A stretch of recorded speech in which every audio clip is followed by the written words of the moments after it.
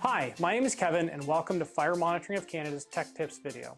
In this video, we're going to show you how to change the date and time on a DSC Power Series security alarm monitoring panel icon keypad. At least twice per year, you will need to change the clocks on your DSC security alarm monitoring system. This will require you to manually change the time on the keypad yourself. This video will show you how. You'll need access to the DSC Keypad and the system master code.